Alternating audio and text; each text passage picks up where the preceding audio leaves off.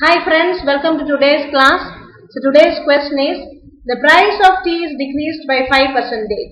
By maximum, how much percentage can its consumption be increased so as not to incur any extra expenditure? This is a very common type of question asked in competitive exams, a very important question. Here what's given? The price of the tea is decreased by 5%. Okay, there is a 5% decrease in the price.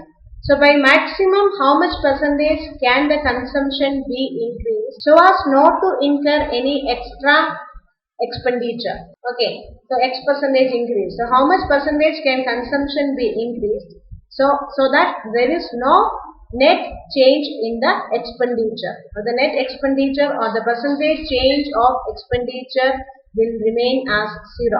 So that's a given question. So by how much can consumption be increased, keeping in view of the price decrease so that there is 0% change in the expenditure. So there is a shortcut formula for doing these kind of problems. So let's see how to do this. So there is a 5% decrease. So whatever be the percentage change or whatever be the percentage decrease or increase or whatever, the percentage change should be represented as 1 by n. It should be represented as a fraction 1 by n. Okay, so that we can say that there is a 1 by n decrease. There is a 1 by n decrease in the price. So 5%, how we can represent as 1 by n? 5% is 5 by 100, which is equal to 1 by 20.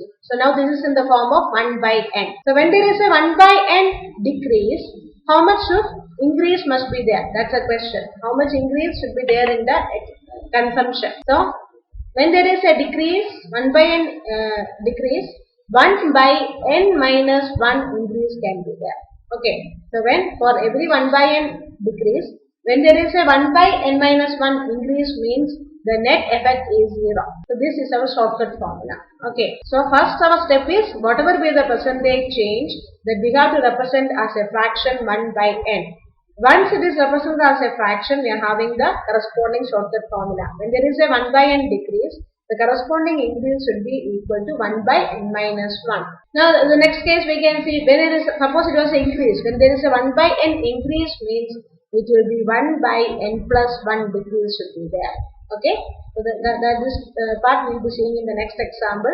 So 1 by n increase means there should be a decrease of 1 by n plus 1. So how we can remember this? When there is a decrease, the denominator should be also minus. That way you can remember. Decrease. When there, here it is written the price is decreasing by 5%. So minus should be there to come in the denominator. That way you can easily remember. When there is a 1 by n decrease, there should be 1 by n minus 1 increase.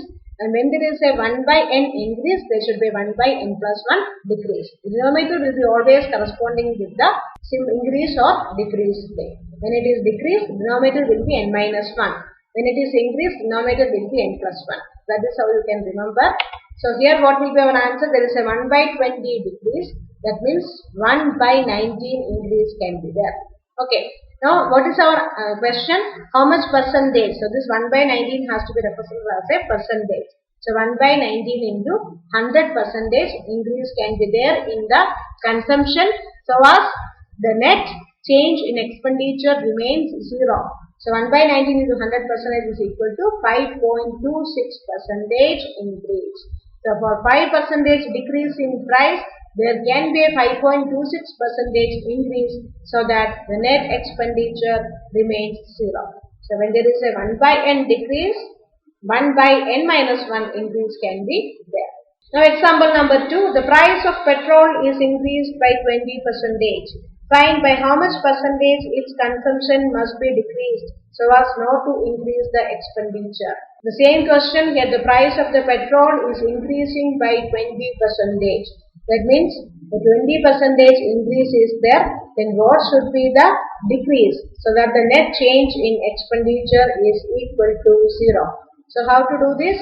As I discussed in the previous example, we have to represent this percentage as a fraction 1 by n. So here there is a 1 by n increase. When there is a 1 by n increase, there should be 1 by n plus 1 decrease so that the net change becomes equal to 0.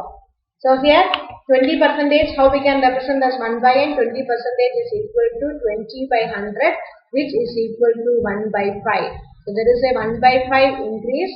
So there should be 1 by 6 decrease, which is equal to 1 by 6 into 100 percentage, which is equal to 16.67 percentage. Or when we are representing it as a mixed fraction, it will be equal to 16 2 by 3 percentage. There should be 16 2 by 3 percentage decrease so that the expenditure remains equal to 0. Thank you for watching.